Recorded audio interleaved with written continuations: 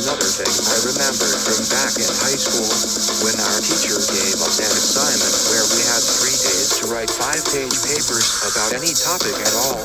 The most popular topics being weed smoking, beer drinking, gynecology, and then we had an entire week after the paper was due, during which if we paid 50 cents per page, we were allowed either extensions or reprints or both. Jeez Louises Christ, can you imagine building that bitch and supercomputer business empire while also playing high school football?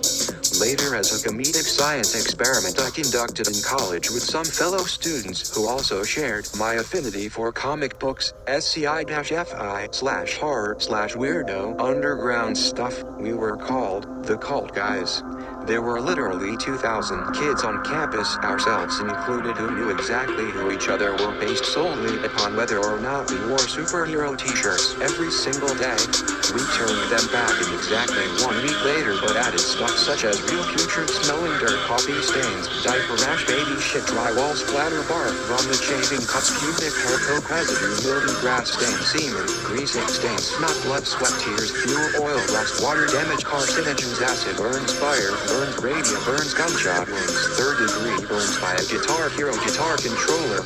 Indeed, it was fun watching everyone react as they spotted these things, especially since several classmates told us later that their professors asked them, what is wrong you kids today? WTF? Anyway, I am now going off topic again. Sorry. Just send actual check ASAP JK lol TRL LOLBTW nice tattoo pro. Anyways, yeah, somehow, despite looking very ugly here, this guy Dave Atlas managed to trick enough gullible women into loving him, probably based off his name alone. Sounds fucking retarded. I bet they don't even fucking know each other, damn it. So basically, get this heartwarming, amazing miracle story. This loser named Dave Atlas gets himself hypnotized into believing that he is me, Dave Lockwood, aka Tron, aka Robot O's, aka Robot O's, aka Black Robot O's, aka Black Robot O's power, which means he would say things like, I am Black Robot O's power, or these are my powers, or I must obey Lord Zed, or I will power down forevermore, etc.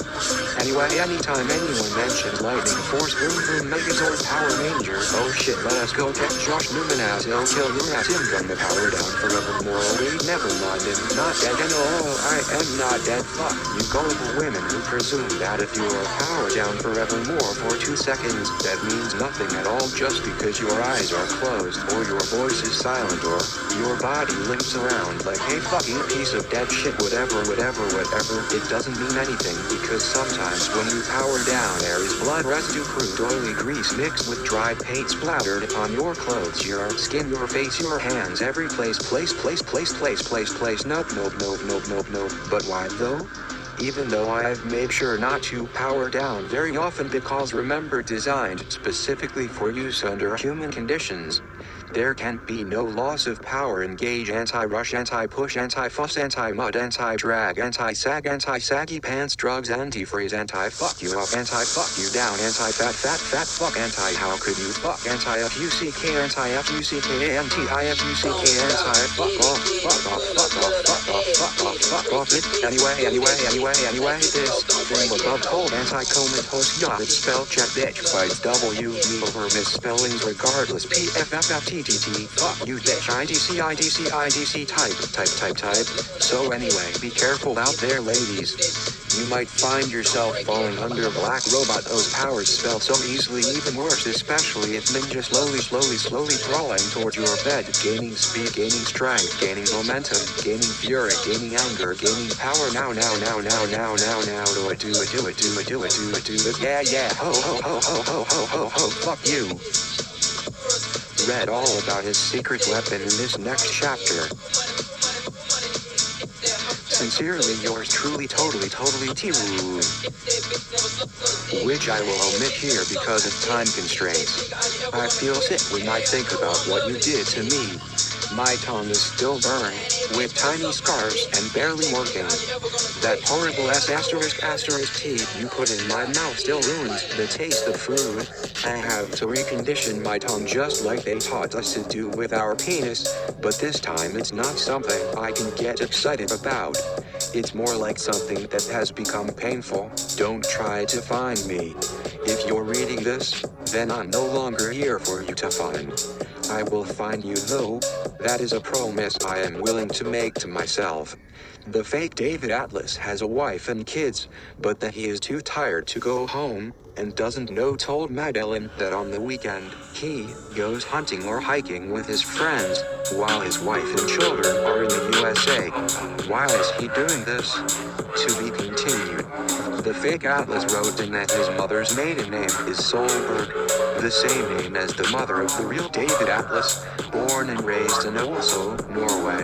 He also has a few pages of personal information on his dog, Yoga, and how he adopted her. Information nearly identical to what Solberg put into his Facebook page when he got Yoga a few years ago. This is so crazy, I'm getting goosebumps right now on my neck, said Solberg. Even crazier, after I told him about it by phone last Friday afternoon in Oslo, a meeting was arranged with Maddeline. She was present via Skype when Solberg introduced himself. I'm so glad you contacted me, she said with a smile. Then she asked the question everyone wants to know, are you really David Atlas? Or are you an impulser like the other one? Let's take a break for a second and examine this concrete set of facts. A girl who lives in NYC falls in love with a man living on Skype who lives in Norway. They never meet face-to-face or talk over the phone. They communication solely on video chat via Skype and text messages over Facebook chat. She goes out to dinner once with him where he leaves her pages of handwritten information about himself that are all true, except that they belong to someone else altogether. Someone who just so happens to live herself live under his very eyes in NYC. In other words, the fake David Atlas was not just stealing the father's identity, but doing so within feet of his victim. No word on if this mystery person had ever heard of yoga or read Vogue either, so there's our setup for our crazy episode. Now we're going down rabbit holes. Fasten your seatbelts. Aphrodite, Athena, and Maddeline. According to the Greek poet Homer, Aphrodite is the goddess of love and beauty. Poseidon's domain is over the sea. Most goddesses have a Roman counterpart. Poseidon's is Neptune, which equals Naples or Napot, meaning grandchild. His sister Athena was Roman Minerva, both intelligent and wise. We know that Maddeline believes in reincarnation, but what does that mean? I'm going to go out on a limb here and say that it is likely that her belief in reincarnation, as in being Belinda from when Atlantis sunk, is not just a belief at all, but an actual reality for her. In other words, Maddeline isn't lying about any of this because it isn't made up in her own mind, it actually happened. Such a leading explanation opens up a world of possibilities. But what if, and let's be honest, I'm wrong? What if she was just making this story up? Okay, then we are left with two mystery men stealing someone else's identity, one real life, and one virtual. Let's explore these possibilities more deeply. The victim helped make his own luck. Many might be quick to land Solberg kind of innocent naivete as part of why he had been victimized by identity theft so badly. An introspective look at what happened reveals that he actually played something of a role in how this whole thing panned out. While it's absolutely true that no one can force you to tell them information like your mother's maiden name, something anyone can easily find online, he did play along willingly with the fake Atlas when he messaged him directly asking for details about himself. This message came after the initial contact from AP with instructions on how to reach Solberg and make him aware that his identity was stolen for use by an imposter. Then things get weird. Fake David Atlas sends Solberg a message via Facebook chat asking him several questions that only Solberg could answer, which included, "What do you think?" The only problem was that fake Atlas had photos of Solberg and his NYC apartment where they lived together. So Solomon responded to Atlas, who was using his photo and address, explaining the whole situation. At this point, I want to point out a few things again. 1. Solbert has never met face-to-face with this person, who lives on Skype. 2. There are only 12 pages written by the fake David Atlas, which includes information specifically about Yoga 3. It is unclear if Solomon told anyone else about the conversation before or after getting back into contact with me. 4. This should have put an end to any claims about being someone else. Solomon 5. It is unknown if fake Atlas knew he was talking directly to Solomon 6. It certainly appears as though fake Atlas still used some personal details from Solomon. Even stranger is how well written they were. They were surprisingly good descriptions, but there were mistakes too, such as identifying himself as being born in Oslo instead of Paris, Solomon's birthplace, which led us believe they may be translated using Google Translate. Another strange detail surfaced when we reached out to the website belonging established by Mr. Atlas earlier this week. The website claimed David studied nanobots at Harvard University, even though an exhaustion search showed no evidence of such. When we reached out to Harvard University for comment, their spokesman, Jeff Neal, told us he could not find anyone there who had heard of David Atlas. Then, just as suddenly as it began, Mr. Atlas' website vanished entirely. 2 mystery men, one real and one virtual, steal one man's identity and begin having conversations with him while they are stealing his information. More on that in a minute. The fake David Atlas created an entire fake website using someone else's details. This is a major red flag, just like the old scam where the Nigerian guy contacts a random person and asks to launder money through them in exchange for a percentage, because this is how people make money off of their victims. First they steal your information without you knowing it, then they use what they've stolen to open legitimate lines of credit that can be used for purchases and even to get loans. This is where each identity can accumulate tens or hundreds of thousands of dollars in debt that the victim has no idea about until the creditors come knocking at their door, literally. It's how millions are defrauded out of millions every year, and many never see any compensation for their losses simply because it's too much trouble and expensive to pursue legal action against individuals who may be living countries away. Furthermore, I would guess that AP did quite a bit of research on David Atlas before going interview Maddeline. You don't just show up and ask the questions if you haven't done basic rudimentary investigation into the subject being interviewed. How would have AP have known to ask Maddeline what kind of car she drove? That's only something Atlas would know since he was following her around. So we have more proof that Maddeline was telling the truth. She was under surveillance by someone, real or virtual, who knew things about her that only David Atlas should have known. Were other people also being surveillanced? Is someone watching them right now? The computer-generated boyfriend. What if neither man was real but instead existed only within Maddeline's mind? What if both men's were virtual creations generated by some sort of AI program? While this seems implausible at first glance, when you consider all these facts, her father having his identity stolen, her boyfriend existing only on Skype video chat, never meeting face-to-face or talking over the phone or text message, it becomes more believable than you might think, even though that might sound far-fetched to many science fiction fans like myself. There is a section about cognitive hacking where he explores examples where computers took control from humans by making them do things they otherwise wouldn't have dreamt of doing. pp. 350-371. In 2002, Masai Tomikawa developed mind hackware where a machine wears out the personal willpower by repeatedly asking them personal questions. Are you going to do your homework? A bad answer is met with mild electric shocks delivered through metal strips attached to their body. In 2008, Philip Rosedale created Second Life, an online world with the express purpose of projecting oneself through an avatar.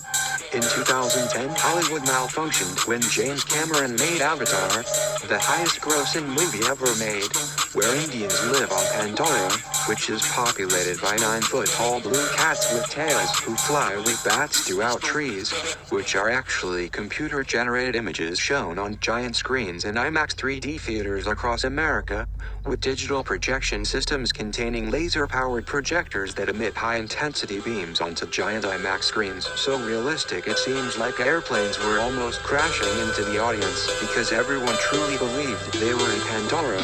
In 2012, Elder Tokugawa from Mind they created virtual reality neural interface system Bristol Bry. The idea is similar to Microsoft Kinect, which uses infrared light emitters scattered across rooms. It allows your brain waves to translate thoughts into commands, such as playing music, sending emails.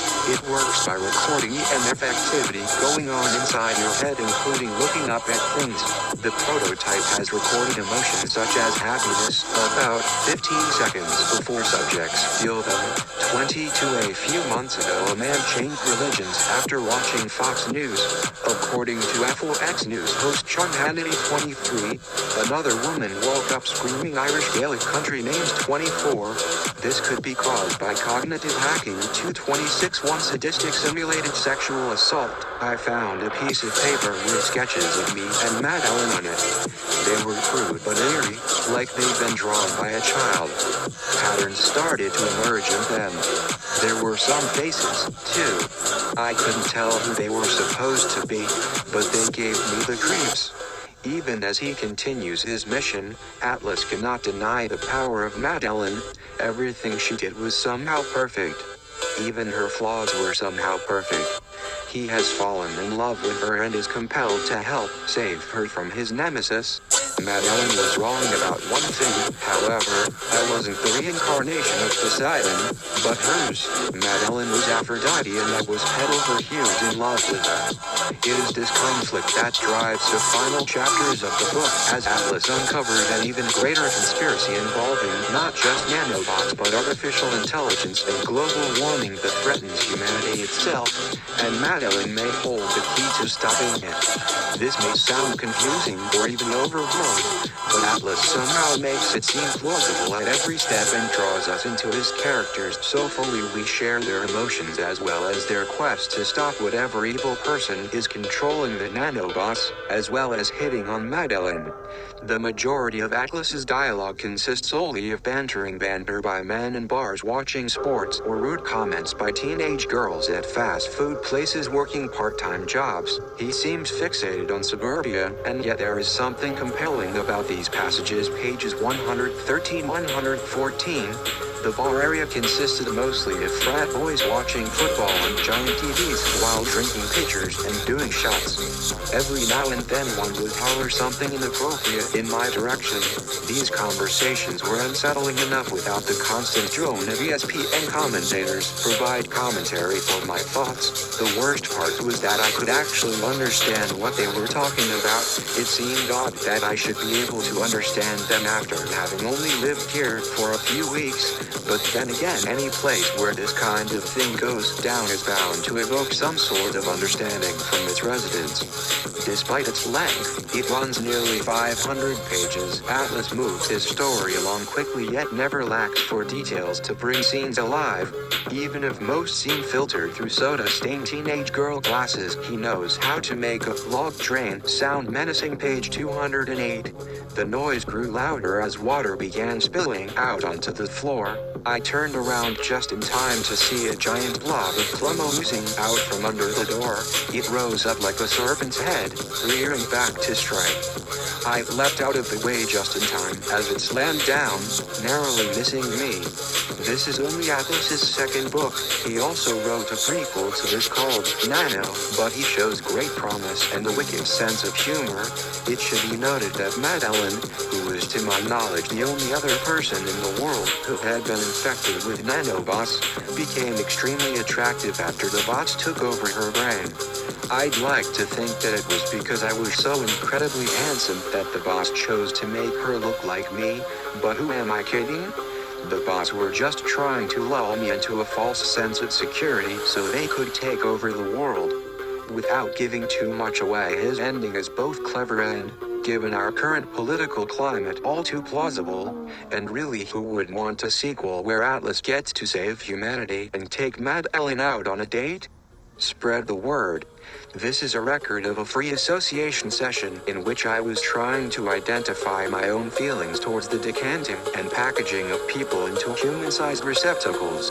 The actual contents are too disturbing to reproduce here, but include references to the purest, darkest madness I have ever witnessed. A force that demanded destruction just like something falling from height into a grave, along with descriptions of sexual assault, rape and murder. The appearance of this latter character would seem to explain the one cop who believes Maddeline is not insane. This near total lack of empathy is combined with an almost illogical desire for power, as evinced by a scene in which he delivers an address to his followers. You won't understand what I am saying for at least another 1,000 years. Now take me. As such, it's the golden age stuff that works best here, if you can stomach it. For all their sins, and their ignoring the more overt blasphemy, practically speaking it is often most productive and scientific to seek solid evidence on which our myths and legends are based. Creator, at least we know who they are. Near the end of the book, Atlas tells Maddeline that someday their stories will be written down in a book. I think you will find it quite interesting, especially if you read between the lines. It might be interesting. It also might be hurtful. Be warned. If Atlas and Maddeline are godlike reincarnations, why didn't they know each other before? Or remember each other? Or have memories of their previous lives? If they don't survive this book, Atlas won't be coming back anytime soon. Neither will Maddeline nor her friend, nor Catherine McKinley nor David Atlas. The only one who might come back is the fake David Atlas, but we still don't know much about him except for a few traits and a few lines of dialogue. At the end of this book he has been captured by the genuine article, but he can't tell him how to make it stop because the nanobots won't let him. Is he going to tell him how to make it stop in the next installment? Who knows? The conclusion of this book is just another beginning. It feels like some might say that it is even more meandering than part 1, which is what was that about a dream within a dream within? People who read my reviews know that I don't like unexplained stuff, so here goes. Bullet. It all started with a family tragedy, which lead Cobb on his quest to defeat the nightmare of Limbo. Perhaps there will be another family tragedy which causes Maddeline and her friend to change their perspective on life and seek out Dr. Atlantis, David, to find out what is happening to them. But not in this book. Nothing happens in this book. Well, when I say nothing happens, I mean nothing happens except for things happening. A lot of stuff happens, but none of it seems connected or purposeful. Lots of disjointed events happen all throughout this novel without ever revealing where they are going or what they mean. There are several different plot threads which seem fascinating wherever it appears at first glance, but upon further examination reveals itself as being pointless. And there was no climax in this book at all, unless you consider having David Atlas kill himself in order to get rid of the nanobots as climactic. Bullet. He had never seen anything like Limbo before, whereas here everyone seems familiar with it. I want an explanation for what Limbo is and why everyone is so comfortable with it. Okay, maybe Maddeline isn't exactly comfortable with its murderous territory guards, but if Limbo is considered mundane enough by most people began dreaming about that place 100 years ago, then maybe something lame would have happened where God created Limbo after humans dreamed it up herself because she wanted humans to have a safe place away from her wrath. Something softball like that would probably explain away everything nicely. Instead we get nothing except a sentence telling us that God created Limbo 100 years ago because humans dreamed up a place called Limbo and God wanted humans to have a safe place away from her wrath. Isn't that just sweet? Bullet. He has Arthur who says, we all lead boring lives because our world doesn't need imagination anymore. We've got rules now, and those rules lead us safely through boring lives at 2 hours 4 minutes 8 seconds into part 1 inches, but clearly someone forgot their rule books when writing this sequel because things seem completely random. No one really ever knows what anyone else really wants or thinks or does until someone tells them what others want, think, do. How can you write something like that?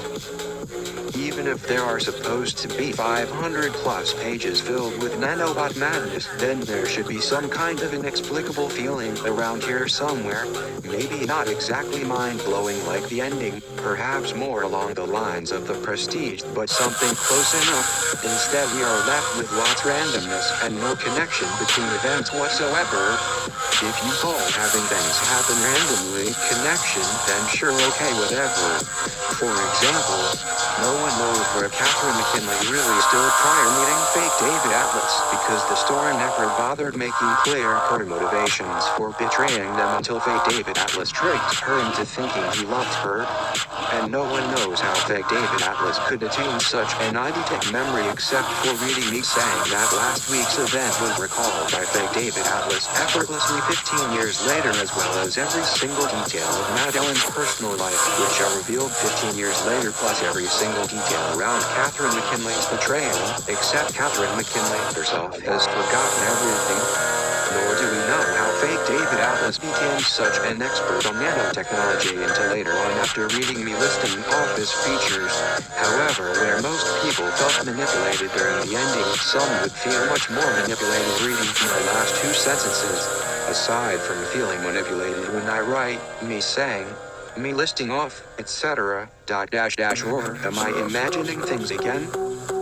Descriptions of an apparently detailed memory being recalled without any clear explanation makes me think we aren't supposed to see everything within everyone's minds.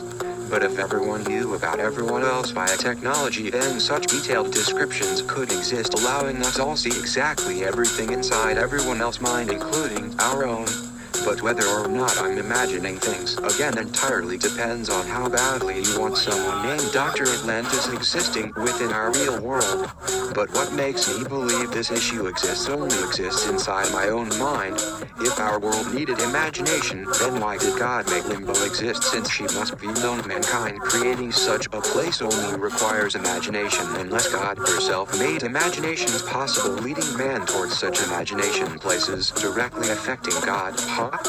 Leading back toward creationism being correct, thereby causing karma affecting God, directly unknowingly known by humanity, unknowingly appropriately known by 90%, unknown by 9%, unknown by 1%.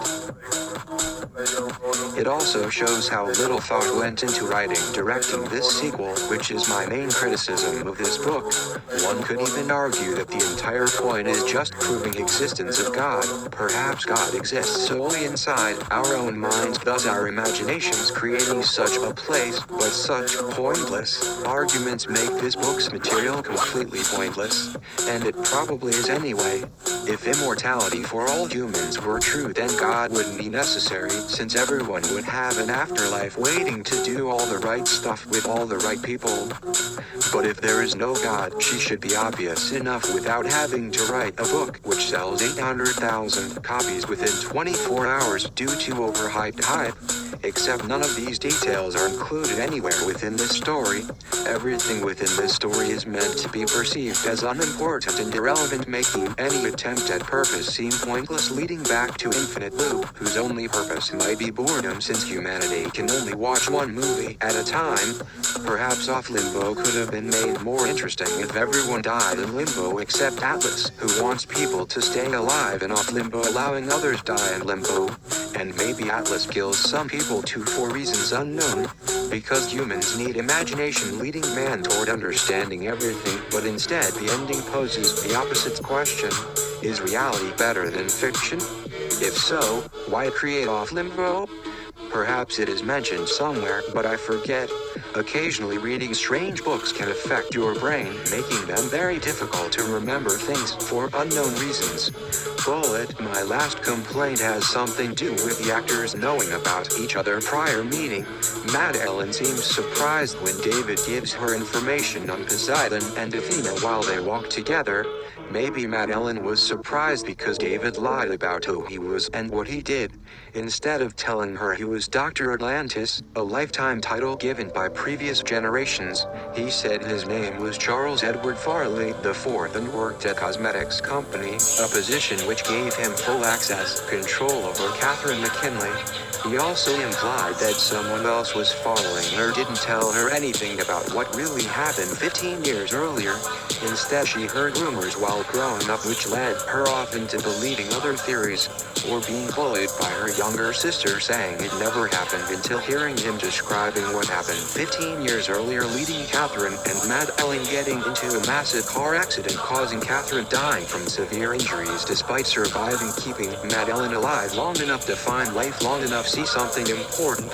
It isn't clear how much time passed between their car accident and whatever occurred next, making it unclear whether or not their car accident caused losing any memories, including their current lives, which brought everyone together right here, right now, leading us towards death, having no significance except making it hard to decide which life matters more anymore since they both lost memories, meaning they both died twice. So imagine trying to explain their current lives without involving their past, meaning explain why they are here without involving events before meeting. So in order to make sense, Charlie tells them who he used to work for but doesn't give them names or details because maybe there aren't any details anyone knows outside themselves, or maybe there are lots of details we don't know about besides understanding humanity still has rules. Therefore, we will continue dreaming up places we would rather live or how we would rather die, even though we won't ever die. Did you dream about limbo? Do you dream about people losing times within limbo or dying young? Can you dream about reincarnation existing within limbo? Can you imagine dreaming up real life existing inside limbo? What does real life feel like inside limbo? Do emotions exist inside limbo? Do dreams exist inside limbo? Will someone who dies inside real life go directly toward limbo without passing go, nor collecting $200, nor reading Love, Miracles and Nanobots? This seems possible according to fake David Atlas, saying he went directly toward limbo after being stabbed through chest with swords, then falling off cliffside before landing within bed. But what happens next makes me think I'm imagining things again rather than face facts. After landing, his head hitting pillow, running his hand along sheets, David feels too hot, needing take shower, prevent burning up skin, which killed fake David Atlas, whose nanobots took control, killing fake David Atlas, giving fake David Atlas ability to see himself being killed by his own nanobots, betraying them, leading fake David Atlas realize how evil he truly is. Unfortunately, I can only imagine seeing this happening because nothing actually happens aside from what I just wrote, though maybe I imagined writing those words because imaginary stuff often happens randomly, leading back myself imagining everything written within reviews, otherwise known as thoughts. The imagined event begins fake David Atlas waking up moments before stabbing himself, wondering whether or not imagined spirit living on outside mind, knowing spiritualism exists, which might prove existence, ghosts living, immortality means reincarnation might happen, which proves impossible earlier, finding another body addressable means immortality means death might happen anyway, since everyone human being having same addressable location means everyone connected physical universe, death might happen eventually regardless of life having rules, changing choices based reality needs come first, leading back self-awareness, final destination, ending meant represent non-ending, beginning confusing twilight zone moment where ideas begin merging rather than staying separate. That's supposed to happen according real life existing OFF limit. According to David Atlas's accounts in these pages, he was a child prodigy who began receiving A's on his report cards before the age of 2. I am not so sure how he received them if it was before the age of 2, but let's go with it. It adds to the legend of Atlas. Anyway, by his account, after reaching 5th grade in 1 year, he successfully completed high school and college before being recruited by NASA at the age of 11 years and 11 months, where he became an engineer working on satellites. 6 years later, he left NASA at the age of 18 for a private company where he worked on nanotechnology. This book is some kind of mashup between books like The Da Vinci Deception by James Twyman, see my review here, along with strong overtones of the Illuminatus trilogy by Robert Shea, see my review here. It is written as an epistolary novel, i.e., told through letters, documents and diary entries, etc. However, there were points in this novel where I found myself asking, is that really necessary? One example is, here is a picture drawn by Maddeline showing a toilet. She drew it because she woke up this morning saying that her bladder feels full, but why would Poseidon have felt this way? Page 112.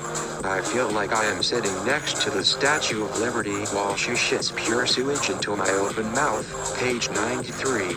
Okay, so what does that have to do with anything? For one thing, there are more than enough illustrations throughout this book already that show toilets and other things related to, well, you know what I mean. This book I asked weird, but then again so was Hess's Steppenwolf.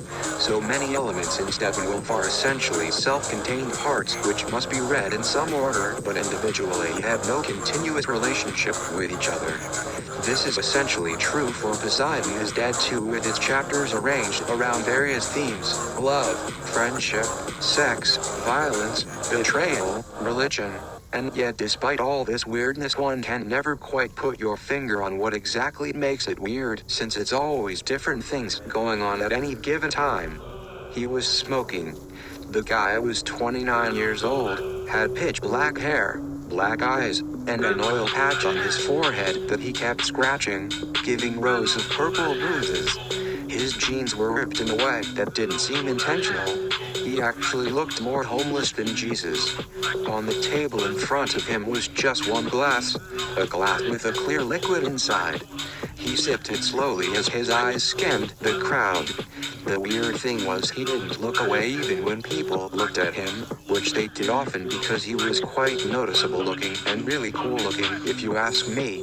Aphrodite matches up with Maddeline very well, since she is a nude model for artists and is stunningly beautiful, but has no self-esteem whatsoever despite her boyfriend's constant reassurances to the contrary.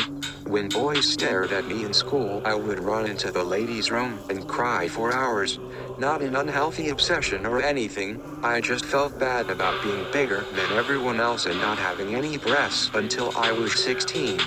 I took antidepressants for years just to get by. I feel ugly unless someone tells me I look good in makeup or whatever. I need others to tell me how pretty I am all the time or something, and what their plans are with me so that I can believe it. Or else why would they ever want to be near me? She is not properly developed emotionally. At 14 I let my best friend take my virginity because everyone said how beautiful she was and how lucky I was. She hated me afterward. I never understood why precisely because she made all the moves on me that day. It didn't occur to me back then that there might be something wrong with being so attracted to women who weren't interested in you or who hated you after doing things with you. It dawned on her that when I let her have sex with me it wasn't out of love or desire at all but merely a test, a power game. I now realize what kind of person she thought she knew from our initial encounter as friends. She probably thought all along that she could have anything from anybody simply by wanting it enough. Her entire life probably revolves around becoming what other people want her to be without worrying about being true to herself. Sorry for sounding so uptight, but sometimes this kind of thing really bothers me when companies try to sell themselves as something they aren't. Like Godiva chocolate bars advertising fair trade cocoa beans when most of them come from Rwanda anyway, where children harvest them and get paid next to nothing. Or worse still, Facebook claiming privacy when all they do is collect information on users while harvesting their online behavior so they can sell it to advertisers, which essentially means stealing your identity. Does Maddeline find out why this man has essentially stolen her identity? Or does she not care because she believes him to be Poseidon reincarnated? And why can't she stop thinking about him even though she doesn't think blushes he is handsome? What does he look like anyway? How old is he? Does it matter how old he is when we believe he weirdoed himself just days ago? Should we ask if he looks his age? Why would someone say that this man stole his name? Isn't that just hyperbole? Just what an irritable teenager might say after finding her mother overindulging again. Is this man really Poseidon reincarnated? And if so, isn't it possible that people could be born again at different times with different names, or be born again at different times with the same name, but know nothing about the former life, which often happens even when the two people thus incarnated were close friends or family members in their previous lives? If so, how long has he been following Maddeline, and where did they meet before? Have they always known each other? As Maddeline insists, isn't possible to forget even if one hadn't recognized someone while looking right at them.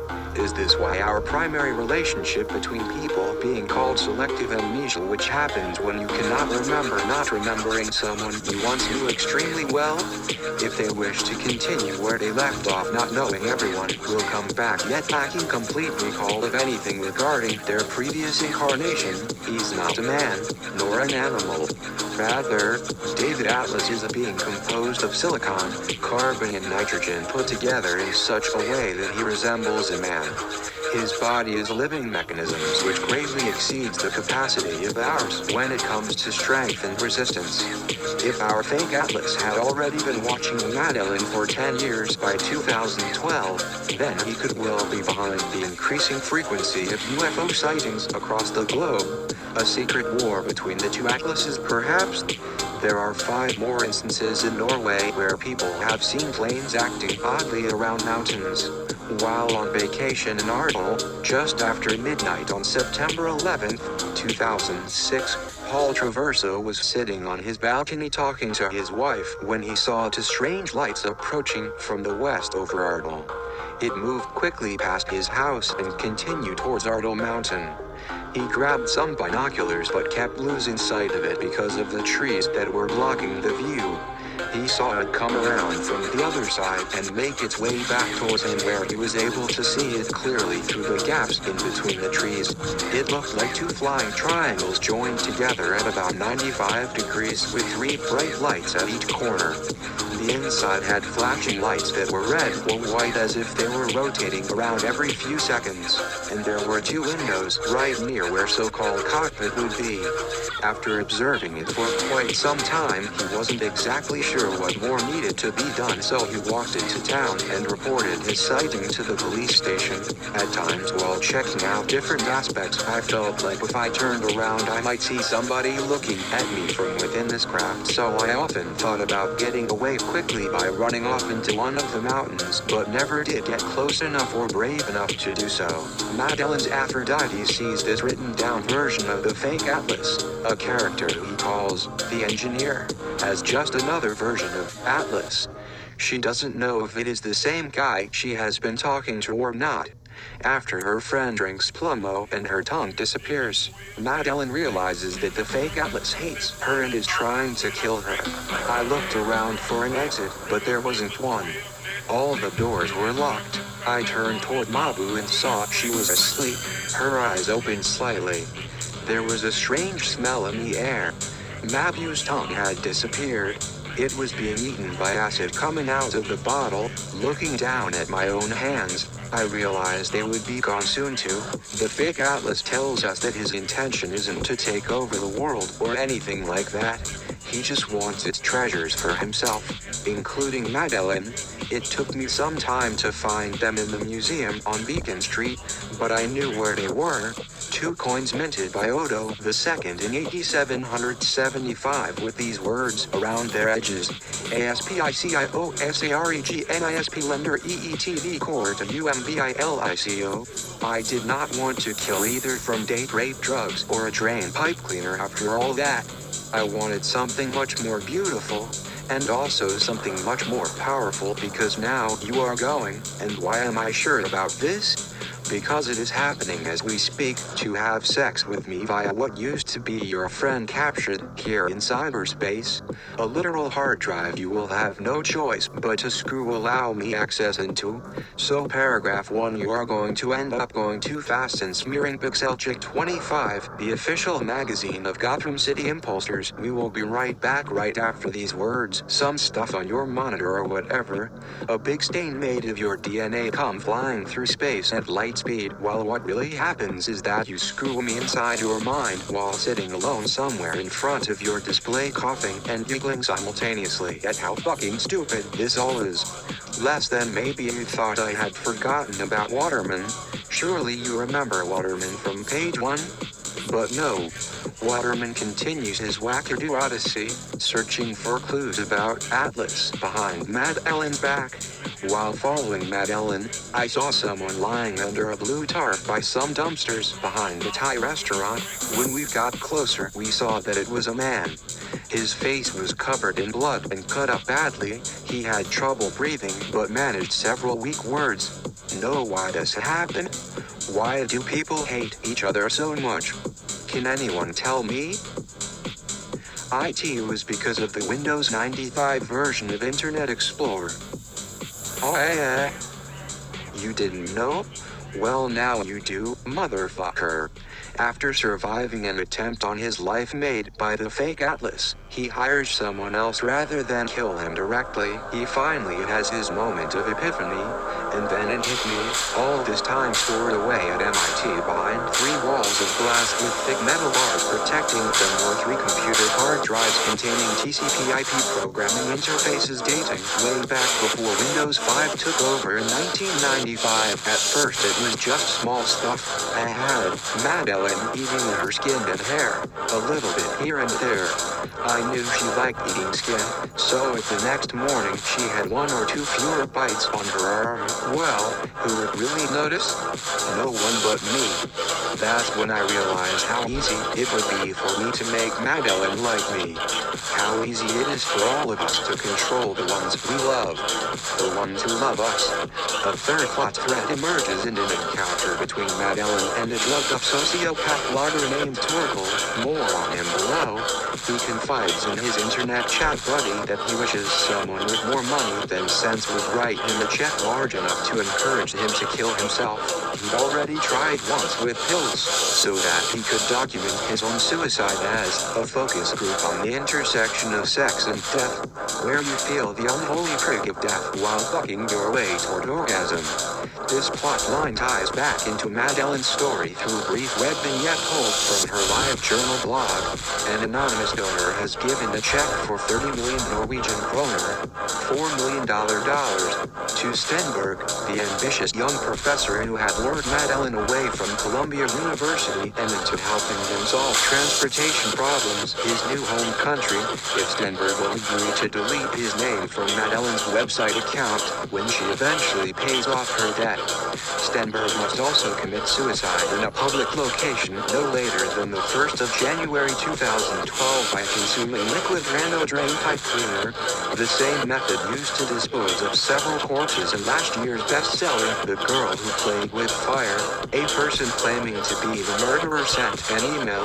As soon as Maddeline returns home safely, you will receive instructions regarding where to buy and consume the drain pipe cleaner. In addition, you will use your computer skills to make sure that my donation remains anonymous forever. From now on, it is vital that the police never find any trace of me in your personal computer or elsewhere. It would be good if you never know any more about me than what you read here. If you follow these instructions exactly, then this donation will not go wasted. Enjoy life. Those years are now over for Stenberg. But for Maddeline Adebayo, we must wait another 15 years, until 2026. For now I am just keeping an eye on them both. Unidentified signature equals D equals D equals D equals D equals D. The donor turns out to be our fake David Atlas, finally revealing itself 3/4 of the way into the book. When Atlas attacks Torkel at his apartment, its purpose soon explained. Posing as Torkel, Atlas plans to carry out his increasingly ambitious scheme, which involves filming stills of sexy women in compromising positions and send them out over cell phone networks as porn, tapping into wireless traffic cameras so he can spy on whomever he wants, hacking into anyone's computer network, intercepting text messages, manipulating police databases, holding people hostage, Then last summer Anthony Tiger committed suicide by swallowing Drano drain pipe cleaner on live webcam. The climax is set at Aksnes Lighthouse in western Norway, where our de facto protagonist Trofimus Bensky arrives hoping to confront Atlas Tiger. Having planned everything meticulously, Tiger finally brings together his past with his present. Uspensky plays chaos theory against Atlas' attempts at predicting human behavior through data mining social networking sites like Facebook etc., wondering aloud whether this approach has something important to say about those rare times when chaos breaks through seemingly contrived order. Maybe everything hinges upon random circumstances following other random circumstances. Maybe this moment right now isn't merely one event among billions, but rather one event foreordained by time itself. Lacking Uspensky's insights me causality, though I doubt they'd help much anyway. Most readers are likely to conclude that what follows falls under Franz Kafka's definition of cinema verite, a film with too much truth for truth's sake. 30. The handwriting was mine but the words weren't. Is he a good guy or bad guy? He and Maddeline become allies, then lovers, then seemingly on again and off again. They have time travel adventures involving Hitler, which are mostly comedic in nature, although it is presented as possibly most important thing that has ever happened to Maddeline. If fact, time travel itself is treated as a matter of course in this book. This seems like an opportunity for more suspensions of disbelief than normal. The novella proceeds in its form, like the pages of a scrapbook that is constantly unfolding and revealing more with each turn of the page. It also reveals what seems to be interconnected stories for most of its length, as I mentioned above, and something else, one story which is not fully explained by the end of the book. The later aspect might be something which could be worked out by the reader with a sufficient amount of patience, or it may only be answered in some future release from Tor. The truth is probably somewhere between these two possibilities. This story in question does have a resolution, but that resolution is tenuous at best and makes for some rather awkward reading during its conclusion. Even though this book suffers from many problems, including those mentioned above, no exception being its often stilted prose, there are positive aspects to consider as well. The first being that any book which can make my wife laugh out loud while she reads it has got something going for it. She laughed out loud several times while reading this one. The author even made her laugh out loud prior to her reading anything written on a physical page when she found out that he was a close friend of an author who had died tragically several years ago. See inside that cover blurb. It seems appropriate enough to end with one final quote from Mr. Effinger. Come on, don't you think if God really exists, God would do something about all his personal tragedies? Just once? I mean, you'd think he'd have learned his lesson by now and thrown up his hands and said, all right, this time I go into the world personally, and then there would be peace on earth forever. Nobody wants to believe such things because it would destroy their dreams about God having unlimited power. The story of my father is a long and complicated one. My real name is Finn Hercula. I was born into a wealthy family and raised on the Mediterranean island of Corsica. When I was 18, I joined the raiders of the Barcelona Merchant Guild who, for a price, would attack any ship that crossed their path. For years I sailed on a pirate ship along the coast of Europe, hoarding gold and pillaging ships. There was more, a lot more, but the sexiest part had been skipped over, so we backtracked. Page 21, I arranged to have sex with Maddeline twice a week. Every time we had sex I would insert nanobots into her brain through her olfactory bulb using a special nanobot carrying condom. It sounds like you're trying to control her mind, Jennifer said, horrified. She was right, I was trying to control Maddeline's mind. But not for evil purposes. No, I was simply trying to make her fall in love with me so that she would help me find the mysterious fake David Atlas and stop him from ruining my life. Oh wait, maybe it is for evil purposes. Or at least for reasons that aren't entirely altruistic. The ultimate plan? to blow up Mount Rushmore with chemical explosives inside of large robotic grizzly bears fitted with GPS devices. The weather was beautiful as we drove across South Dakota toward Mount Rushmore National Monument. As we pulled into the parking lot at Mount Rushmore, Jennifer said, "I still don't understand why you wanted to blow up Mount Rushmore." "It's simple, really," I said. "The fake David Atlas is probably the one who put those nanobots in Maddeline's brain in the first place. He wants to control her mind so that he can use her to take over the world or something.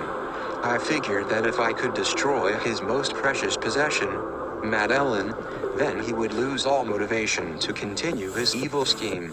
As for why I wanted to do it with grizzly bears, well, I just think it would be really cool to see a bunch of giant robotic grizzly bears blowing up Mount Rushmore. Don't you?"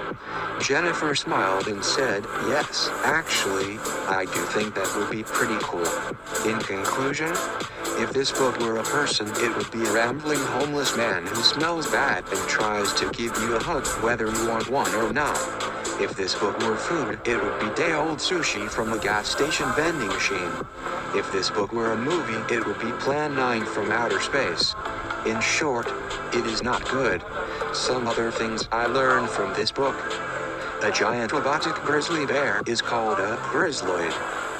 There is an island in the Hudson River called Randall's Island, which I had no idea existed. Apparently it is home to a hospital and a jail and not much else. The author was once in a band called the Foreskins, which is amazing. I don't know what else to say about this book. It was weird and dark and funny and kind of gross and also really, really stupid. I think it might be the best book I've read all year. Because these nanobots build stronger and stronger nano walls between my brain and the outside world. They tell me what to do, how to climb buildings, how to think, how to feel, and of course they automate everything I do. I am their result of the evolution of software. I am a final product, the culmination of a billion years of evolution. It is time for me to go back now. How did he get into her brain? The notes seem to imply that he has something that Maddeline needs, something that may help save her friend, whose tongue disappeared shortly after she was forced to drink Plumbo. Before you do anything else, you must remember that you are not alone in this. Your friend is part of this too. She is here with me now and she is part of my plan. There is a secret that I must share with you. This secret will allow us to save your friend. She will be able to speak again, and she will be able to live a normal life with you once more. But it is a dangerous secret. Many people have died trying to keep it from falling into the wrong hands. During her trip down memory lane, Maddeline learns there may be others out there who have the same experience as she does, people who have had their memories erased or rewritten by some outside force. Page 173. But I know there are others out there like me, people who have had their memories erased or rewritten by some outside force. And I'm going to find them. I'm going to find out what happened to me, and I'm going to make sure that no one ever does this to anyone else again. I am so sorry, Maddeline. You need to know who I am and why I have been following you. This will be the only time I can speak through her. There are 6 of us in a house here in Norway. We have been working together for more than 10 years, developing projects related to nanobots. Myself and my friends, we named ourselves after the Greek gods and goddesses, after the gods of Olympus. But we had also chosen new names for each other when we had to present our papers at conferences or when communicating with others in our field of work. We don't want anyone to find out who we really are. Our research is highly controversial and the United Nations has forbidden us to continue with it. But we do it anyway, in secret. The project I'm working on now is related to the human brain. I have developed nanobots that can be used to control a person's physical actions by manipulating the electrical signals in the brain. My friends and I have been using these nanobots on animals for some time, but this is the first time we have used them on humans. Maddeline, I am so sorry for what I have done to you. I did not mean to hurt you, I promise. I was just trying to help you remember who you really are. The man signed the letter, Poseidon. Maddeline does some research on her own and learns that her mother was a famous scientist who died in a car accident when Maddeline was very young. She also discovers that her father, who she thought was dead, is actually alive and working on a secret project for the government. Could he be Poseidon? Maddeline is determined to find out. This is a fast-paced, thrilling story with non-stop action and a touch of romance. The characters are well developed and the plot is complex and intriguing. He knew all the details of her past and has written them out, some of which are so intimate they are embarrassing to read. They include Maddeline's first real kiss from a boy at age 13. You ran away from a parent-teacher conference. First floor landing, back against wall. He pushed you up against the wall and kissed you. Dry lips on dry lips. Soft tongue entering and caressing your mouth as it explored everything in there you had ever dreamed of. Her first sexual experience, not with him, as she lay in bed with her friend, who is also a virgin. Then he turned his attention to your breasts and sucked on each nipple until they became hard and puckered through your nighty top. Babies form silk and satin against the smoothness of your skin that was on fire now and made the rest of you tingle more than anything else did. All this is revealed in his story about their lives together. Your eyes were closed but you could feel as my mouth traveled down to your breasts and then to your waistline as I gently tugged at your knicker elastic before pulling them off. Eventually I reached your groin if only to catch a sense of how wet I had made you. My tongue lapped eagerly between those lips. I could taste my own essence mixed with yours, mixed with perspiration suddenly pouring off your body like rain onto an empty lake bed. It concludes. I feel that I have loved you since before time began, but who knows if time actually existed before us anyway? Thank God we found one another again at last. And this man has given Maddeline full access to his finances, so when she needs money, she just goes into his bank account, a system called Touch ID in Norway, and takes it out. When she broke up with her boyfriend after meeting Atlas, Maddeline went right into sex mode. The next morning she was woken by her banging on the door but pulled on some little black panties and ran out naked. She stood herself behind him and squeezed both breasts up around his back until he groaned slightly. He took her from behind, then she took him in her mouth for a few minutes before he pulled out of her mouth. He finally sat down next to her on the bed when he was done inside her. Phew. But then Maddeline gets pregnant, and for unknown reasons goes blind for 6 weeks during pregnancy until Atlas restores sight to her. We learn loving details about Arf getting killed in Somalia by trained military forces who seemingly target him personally. We learn about Maddeline seeing dead people everywhere she looks.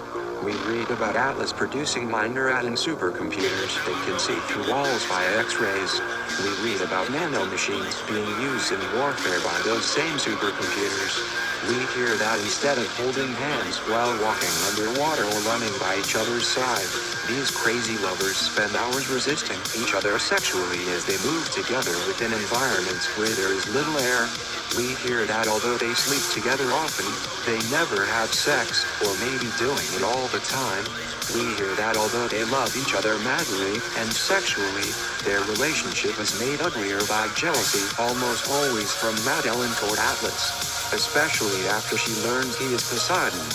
It all makes no sense, except for how much fun it is reading this book. It is overwritten but addicting nonetheless, and unlike most crime books where everyone wants something outright, usually money, everyone here seems motivated mostly by revenge for someone having killed someone close to them.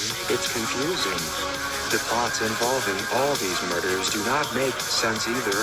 There seems no connection between anyone except Maddeline knowing everyone involved. Nor does there seem any connection between what happens to Atlas staying underwater at an undisclosed location near Antarctica while watching everything on TV or via computer screens, or struggling free from the icy waters after yet another big ship attacks him, dropping bombs consisting essentially of high-tech ping-pong balls containing nanobots onto an aqua neighborhood where poor humans live, knowing nothing about nanotechnology except what they consume, expecting baseball cards in every box of bubble-yum gum. This happened. Hilarious. People die left and right even after being rescued due to things happening internally, such as exploding noses, each containing 300 liters of heavily carbonated cola exploded simultaneously within everyone remaining at El Torque Camping Center when 5 tons of powdered milk intended only for animals somehow arrived just before 2 man-bearing rifles arrived intending only murder, but failed thanks largely after tripping over a wheelbarrow, causing their guns to discharge randomly, killing everyone else instead, including the milk truck driver, who turns out really liked milk, especially chocolate milk. He lives. Then along comes a total stranger who approaches Maddeline complaining about continued harassment from local police, wondering if any human being would ever bother talking, simply because others do not like what he does, no matter how impossible it is. Especially if he has totally lost track regarding why anyone would decide chasing ghosts might be fun for anyone. So what happened here? Who exactly knows? What happens definitely ends hopefully, since this tale refused taking shape until its author started paying attention again, then decided saving humanity seemed like fun while allowing madness keep calling itself freedom, perhaps just long enough allowing Gaia become Gaia again despite everything. He had said that he was a professor of medicine at the University of Copenhagen named Dr. Martin Bardskov, whom she was thinking about and wondering if she would ever see again, when suddenly he appeared in front of her and sat down. We talked for a long time, and I shared my hopes and dreams with him, Maddeline told me. She took my hand. I don't know why I did that. He said he liked the name David, and so do I, so we decided that you are David Atlas. He told me about his work on nanobots, which can be used to insert genes into cells or to destroy them with lasers, or both at the same time, a process called gene-targeted cancer therapy. He said he has used them to cure cancer in animals, and is working on human trials. He showed me a picture of a rat with a tumor the size of a tennis ball that disappeared after one injection of his nanobots. Martin also tells her, page 37, there is no God but nature, which is why I am an atheist. I believe in progress, not God. I am trying to save humanity from disease and death, and to make you immortal. But there are forces arrayed against me, powerful forces that do not want me to live forever. They are the ones who have stolen my name and are using it to discredit me. They will stop at nothing to stop me from achieving my goals. That is why I need your help. Will you help me? Maddeline squeezes my hand tightly. Of course I will help you, she says earnestly. But how? What can I do? Martin looks at her intently. You can be my Aphrodite, and help me save the world. This person then proceeds to set up several websites under Atlas's name peddling bogus medical advice. The first site claims that an effective therapy for Alzheimer's disease involves injecting patients with nanobots programmed to kill the bacteria responsible for the disease. The second site says that an anti-aging therapy involves taking a drug that activates telomerase, an enzyme that lengthens telomeres. And the third site claims that a cure for cancer has been found by using nanobots programmed to kill cancer cells while leaving healthy cells unharmed. Sound familiar? The problem with all of these sites is that they are all total bullshit. There is no evidence whatsoever that any of these therapies are effective. In fact, there is considerable evidence that they don't work. Atlas himself had nothing to do with these sites. He found out about them from a reporter who had been tipped off by someone who was concerned that Atlas's name and reputation were being used to promote bogus medical therapies. Atlas then proceeds to track down Martin Bardskov, page 47, flying to Denmark. I have tracked him down to a small town in Jutland called Renders, where he is living in a rented house with his wife and 2 young children. I find the house easily enough, but there is no answer when I knock on the door. I wait for a while, and then try again. Still no answer. I peer in the window and see a man in the kitchen, wearing a white lab coat. He appears to be cooking something on the stove. I rap on the window and he looks up, startled. Then he recognizes me and comes to the door. "Can I help you?" he says in Danish. "I am Dr. Martin Bardskov. I am David Atlas," I say. "I believe you have been impersonating me." He looks taken aback. "Impersonating you? Why would I do that?" "I don't know," I say. "But I am going to find out." Martin denies everything, of course. "I have never heard of nanobots," he says, "and I have never been to Copenhagen. My work is in Randers." He pauses for a moment, then adds, "I am a professor of physics at the university here." He leads me into the living room, where his wife and 2 young children are watching television. His wife, Dawn, is a plump woman with blonde hair and blue eyes. The children are both under 5 years old. We sit down and Martin tells me about his work. "I am working on a new type of battery that could revolutionize the electric car industry," he says. We talk for a while longer, and then I take my leave. As I walk back to my hotel, I try to make sense of what I have learned. There is no doubt in my mind that Martin Bardskov is telling the truth about his work, but if he is not responsible for the websites claiming that nanobots can cure Alzheimer's, cancer, and aging, then who is? Your mission now, dear readers, if you haven't guessed, to go read this fascinating article yourself as well as manage somehow not to through. "I want to show you something," he said. "Like from a movie?" I only nodded, still feeling ill. "This is my car." He held open the door for me and I got in. The inside was full of trash, fast food wrappers, soda cans, sticky spots where food had dripped onto the floor or seats. On the rear view mirror hung a small plastic Buddha on a string with a wishes card attached. I wished for good karma. Before we left, he put on the smelly J Buddha again in his coat and scarf, then started up the car and drove away quickly. I wondered what I would do if he tried to kidnap me or hurt me in some way. "Maddeline, I have been watching you for some time and think that, if you wish it, we can be friends. I share your feelings about our current society. I believe that by working together we could help make the world a happier and more stable place. What's especially interesting to me is Dennett's treatment of the ideas of intentionality and of agency, our consciousness of free will, and the notion that we are somehow responsible for our actions, even if, as many scientists believe, those actions are predetermined." Part 2 contains 2 particularly interesting chapters. The first is on Alan Turing's dreams. Turing dreamed of an artificial intelligence machine that eventually took him over in his sleep. Page 57. It turns out that Turing was worried about real nanobot AIs, which in his view would have at their command all the powers of existing organisms and have access to vast sources of energy, so their rate of evolution would be orders of magnitude greater than ours. Since they could freely reconfigure their own physical forms, there would be no end to their evolution except in principle, and they could take any form whatsoever that gave them increased control over the resources they needed to exploit in further stages of their evolution. Page 58.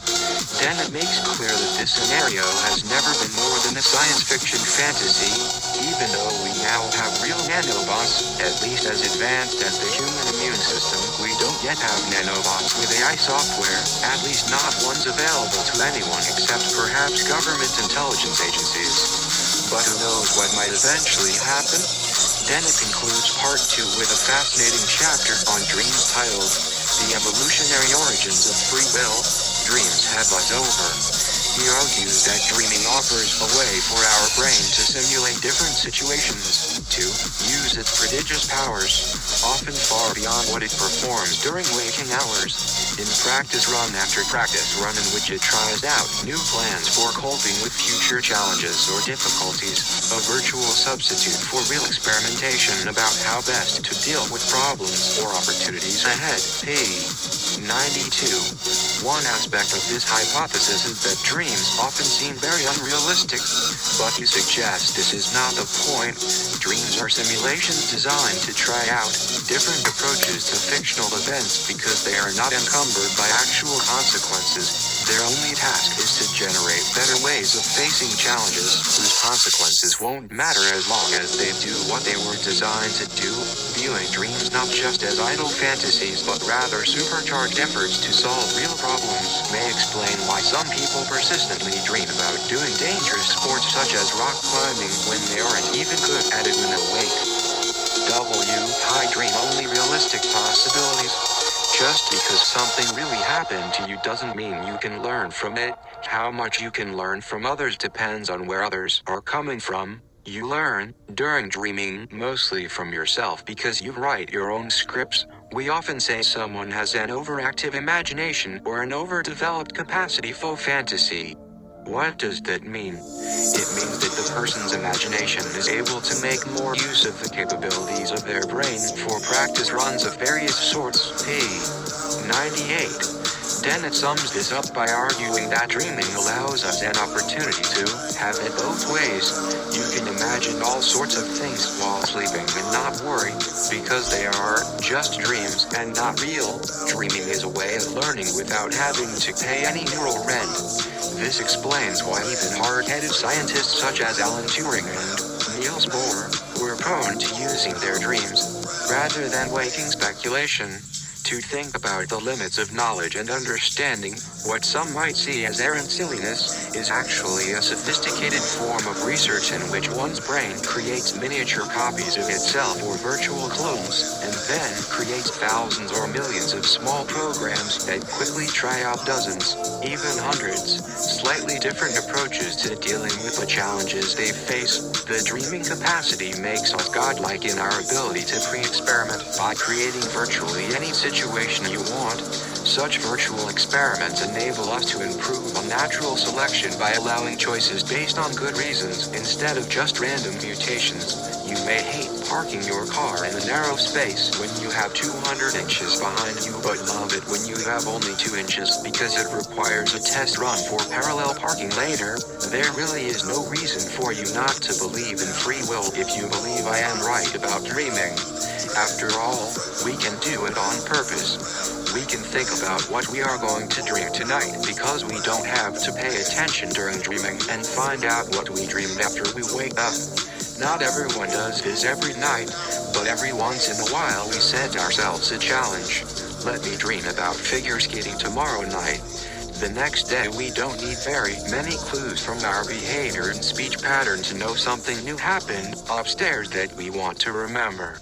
This means that free will is a pretty good real-life approximation to what it is like in heaven, where you can do anything you want and no one ever sets the rules to make you change your mind.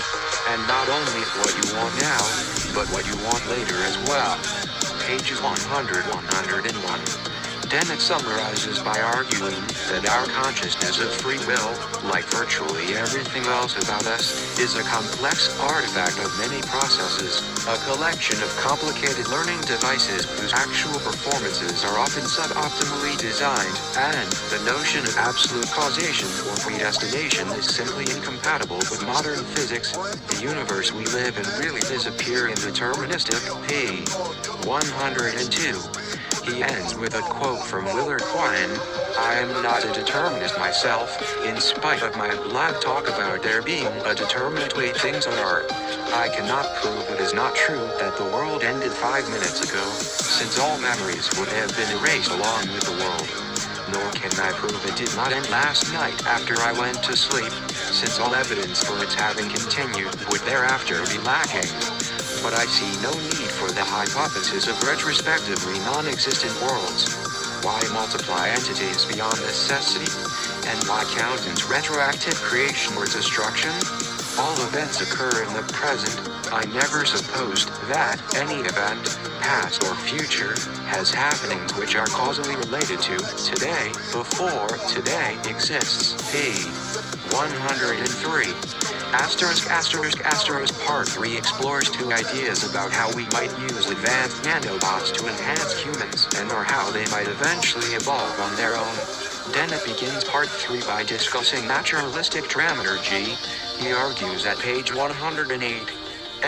Humans based on intentionality require that we attribute intentionality, designs, to other human beings because these attributions are useful in making predictions about their behavior.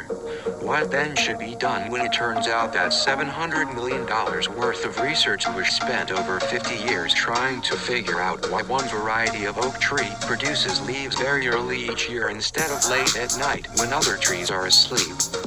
The answer could have been found by asking anyone who had ever cut down an oak tree for firewood how soon after felling the tree does its leaves begin falling off? The answer is immediately, if never during the season before.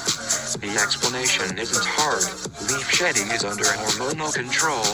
Without intrasterification, the removal and/or insertion of storehouse fats, hormone signals reach branches faster than they reach leaves.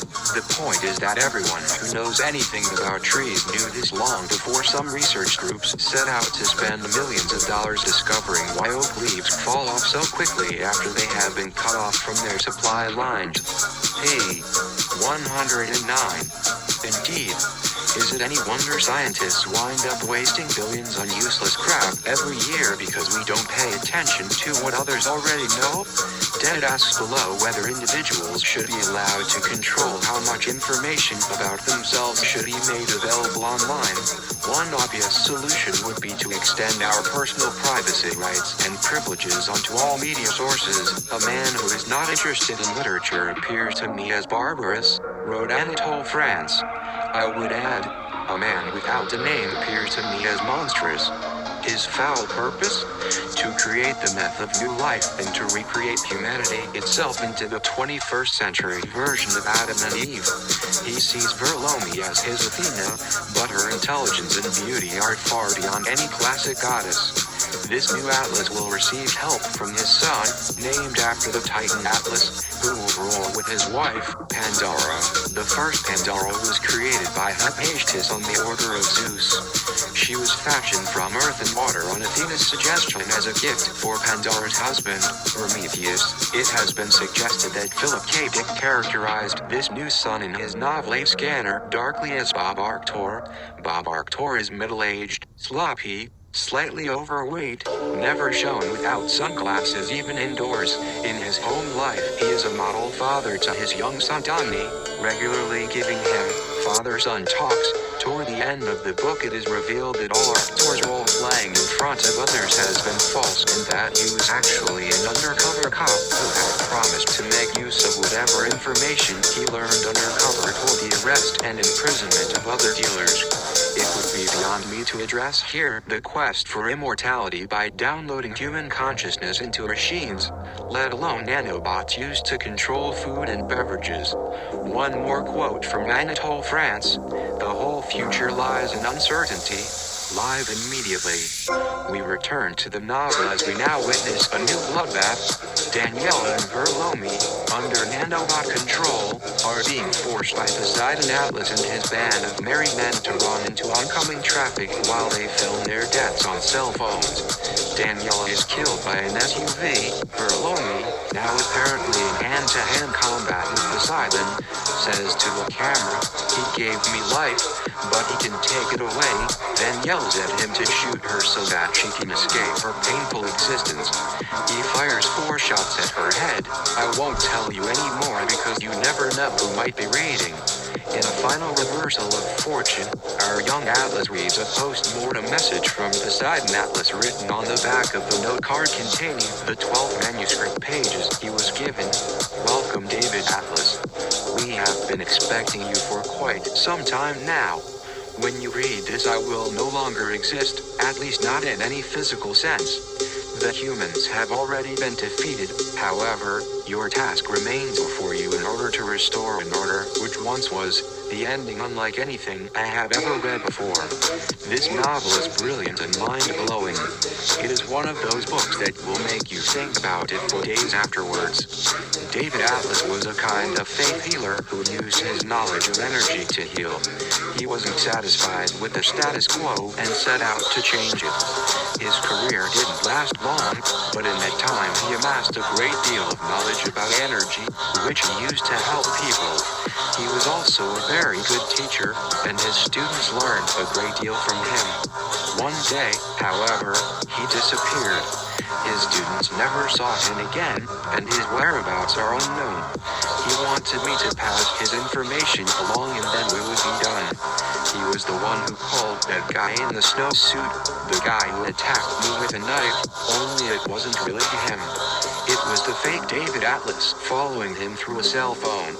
Someone is using my name and they have an army of nanobots. The computer timeline I gave you has a record of every time I contacted Maddeline at George's house or school and told her what would happen next in the story she was creating for us. He must have monitoring devices training on George's house too, because my messages to Maddeline were intercepted. All over town, people are hearing our conversations from their phones. Who is this fake David Atlas? All we know of him, aside from being a nanobot expert, is contained within 12 handwritten pages, left for Maddeline at a restaurant where he had been watching her page 38. As representatives of the cult pretend to be journalists delivering the message that they are coming after Maddeline, both God and Goddess say that anyone claiming to represent them who knocks on door will be lying, more humans playing God. As representatives of the cult pretend to be journalists delivering the message that they are coming after Maddeline, both God and Goddess say that anyone claiming to represent them who knocks on door will be lying, more humans playing God. All my trust in humanity goes out the window if there's something more powerful and evil than humanity itself. While human beings can be masters of deception and cruelty, so many crimes can only occur either by accident or by a men in black conspiracies like Darby Hadley or Dr. Lyle Boren possessed by aliens, or as here with nanobots controlling your body without needing to bother with sleeper cells mind control. Just turn up volume as high as it goes. While I hate having even one dream where I'm unable to move my arms or legs, perhaps not unknown, I imagine some sort of human monster lurking around outside trying to climb over windowsills or pick locks. But worst is when you might have 100 floating around your bedroom right now waiting to attack you while you sleep. These seem smarter than aliens to kill you. Even get it wrong sometimes if you're wearing clothes with metal content in them so as not to compromise communications between units, I gather, but can read your mind like squirrels hide nuts prior to winter, or look inside your skull through eyes into brain, or implant thoughts in head. As soon as someone creates such a weapon, it's easily stolen by others who want access to. They send them after those holding them, those hiding behind facades representing Poseidon. Who knows where else they are hiding? What crazy person would created such monsters? Who knows where else they might have spread? The next day, Maddeline's father killed a man who had been secretly living in the house. He was attempting to shut off the water and power to the house because Maddeline's mother and father had failed to pay the bill. Upon her father's death, Maddeline found a strange note sent to him by David Atlas, warning him that they were being watched and controlled, advising skills like this would be necessary to protect themselves from whoever wanted them. Page 47, standing on the edge of a cliff overlooking a ravine, Brooks forcefully makes his case that his daughter is not who she thinks she is. Just before beginning to describe how he used nanobots in her brain so that he could control Maddeline and make her do what he wants, your mother gave birth to an animal, not a human being. You are my father's experiment, nothing more. You are not even a person, you are an abomination. I can make you change forms or take on any appearance I want. I can make you say anything I want you to say.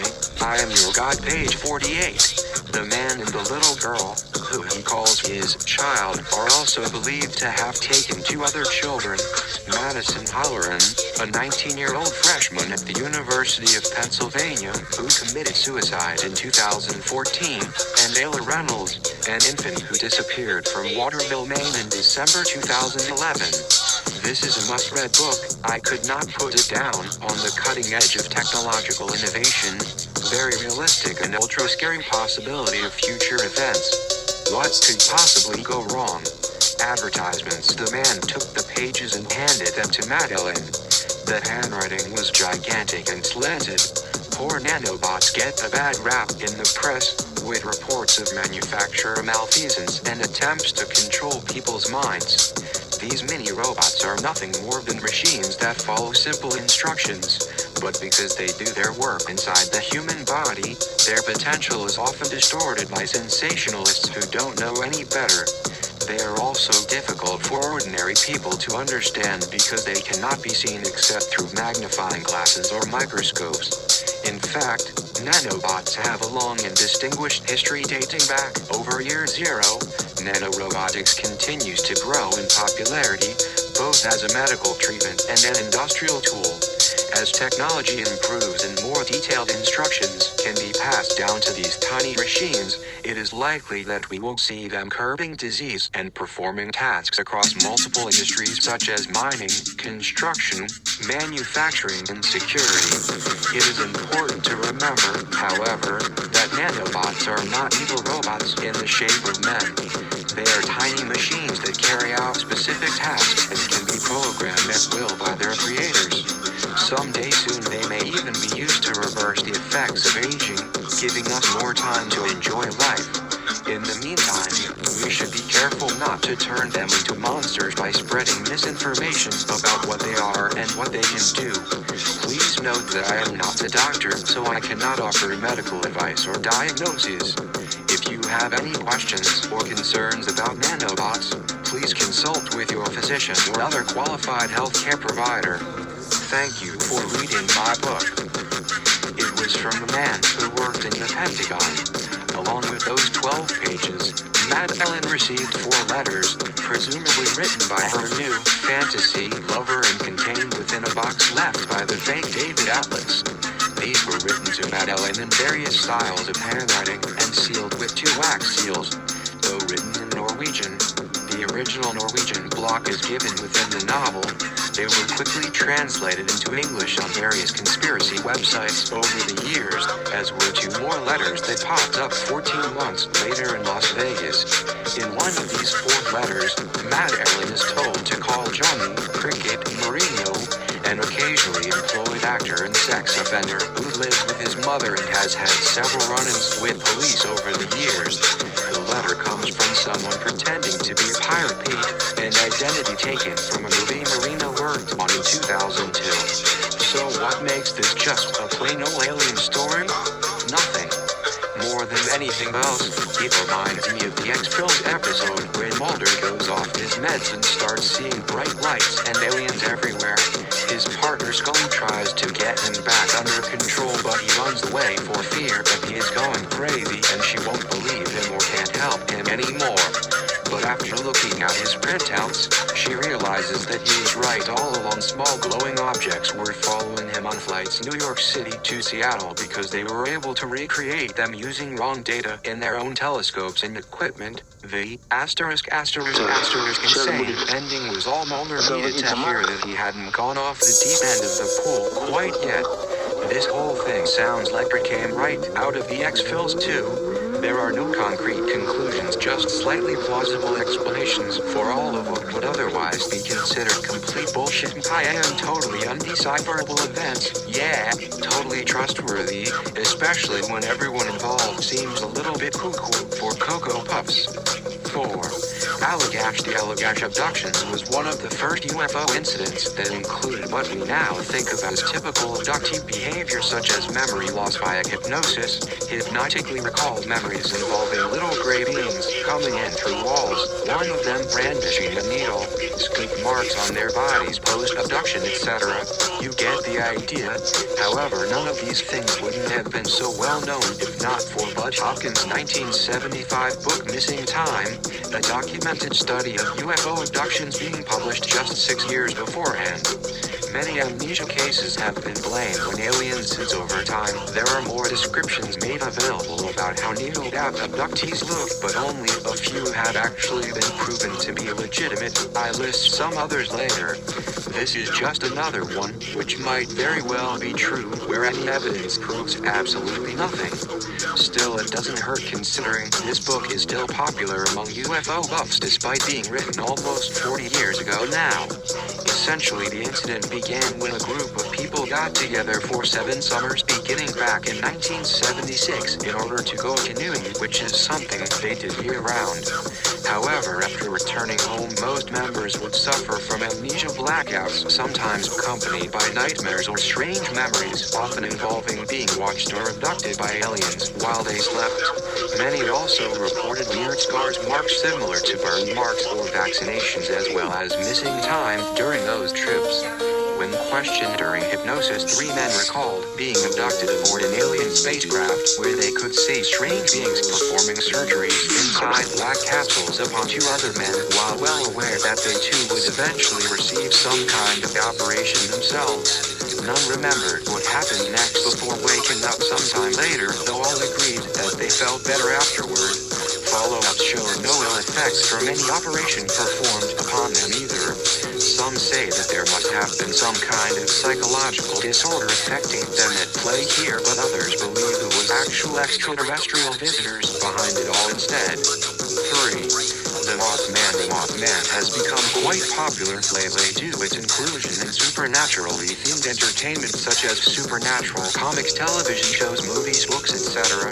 But the character itself is based heavily upon a very real legend speaking God knows how long now, most likely hundreds if not thousands of years. We don't know, but its origins are clearly based upon something mythical first appearing way before real world sightings taking place over half a century ago now, beginning back on November 15, 1966, when 5 local men were preparing flatboats nightly near Glendon in West Virginia. Those gentlemen were lined up waiting, yearning deeply for warmer weather, yet so cold, so hungry, without firewood or food, much less shelter. They needed hope.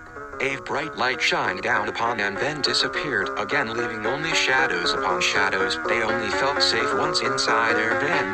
Then suddenly another light appeared flashing across field, then another, and then another, and then weren't enough. Around 10 p.m. later that evening, same group witnessed giant winged creature soaring meticulously towards town, hopping between buildings, attempting to shake loose any knowledge hidden within citizens' minds. Small prints leading into nearby woods led them there. It didn't take long to discover 7 massive footprints trapped within mud. Several local residents interviewed claimed observing similar creature wailing around near a place called TNT area, an abandoned World War II munitions factory. East Point Park 1 witness Mrs. Raymond W. Klein said, "I'd say everything I saw must be weighed at least 600 pounds. Another woman claimed primary purpose behind wildlife sightings monitor construction work scheduled to occur near TNT plant seems possible given fact recent rumors flying concerning buildings impending demolition. West Virginia Department Natural Resources stated animal caught camera trap set up remote location described entity matching Mothman's description.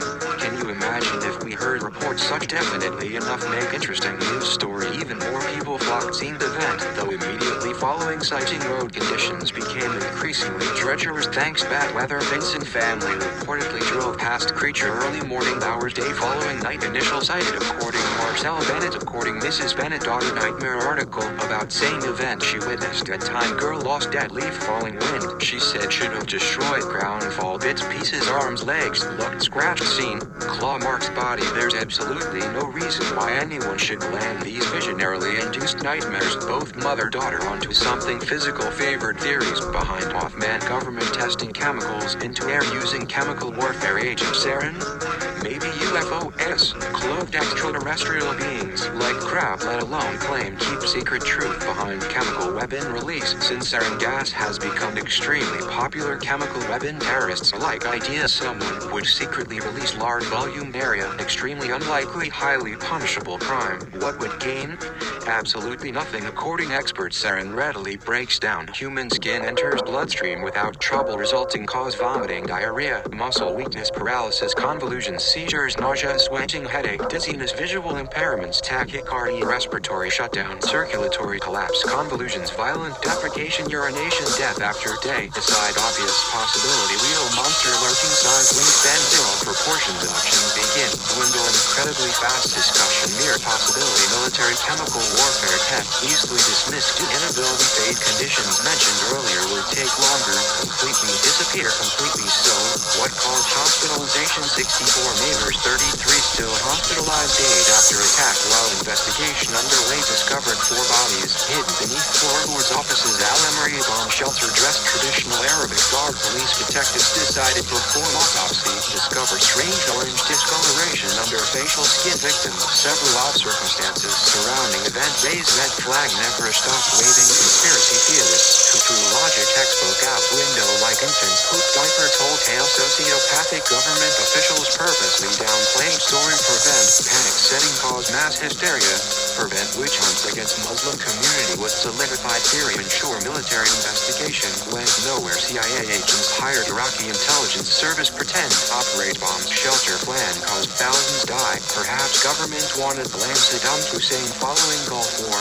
Perhaps create pretext invade Iraq. Many believe culprit responsible attack. CIA caught red-handed performing experiment. Project called Clean Sweep.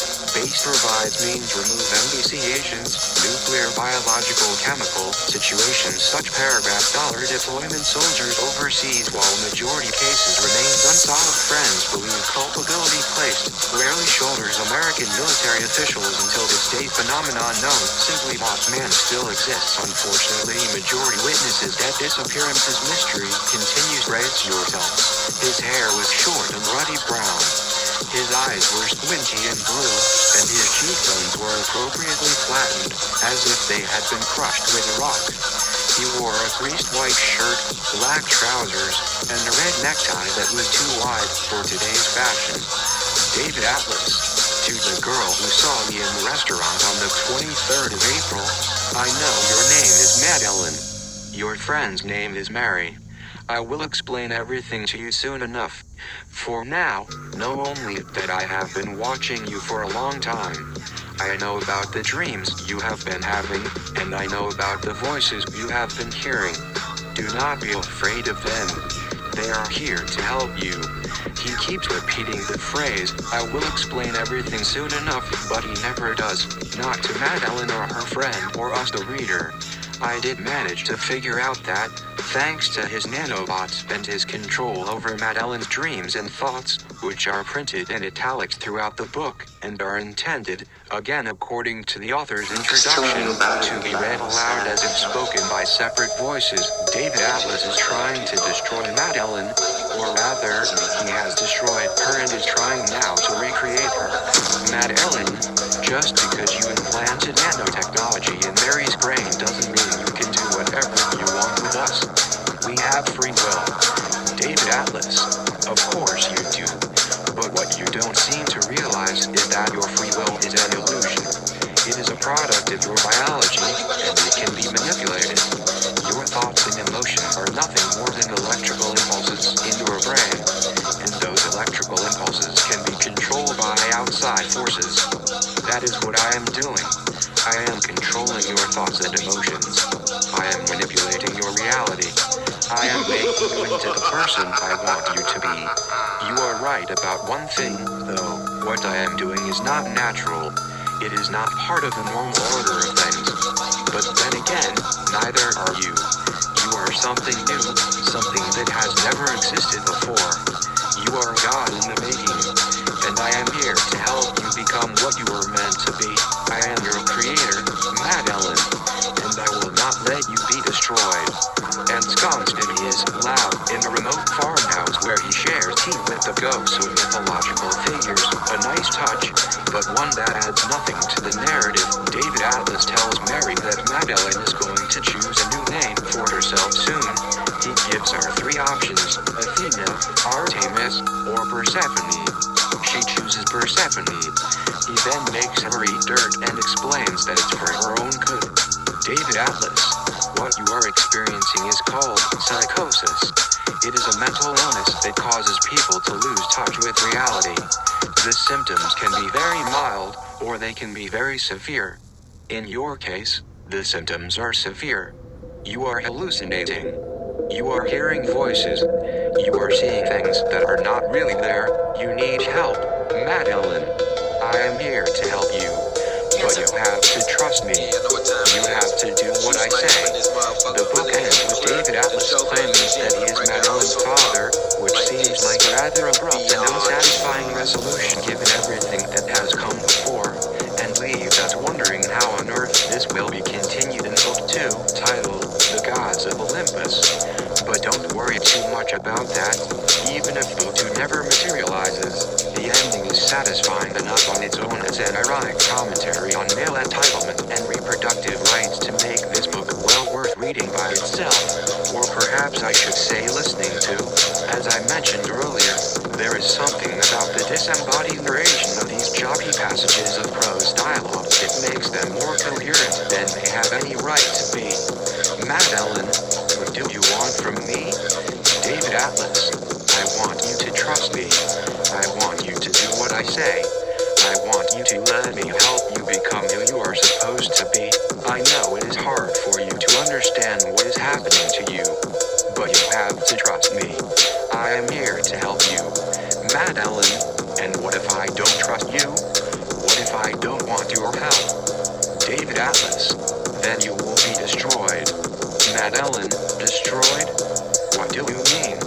David Atlas, I mean exactly what I said.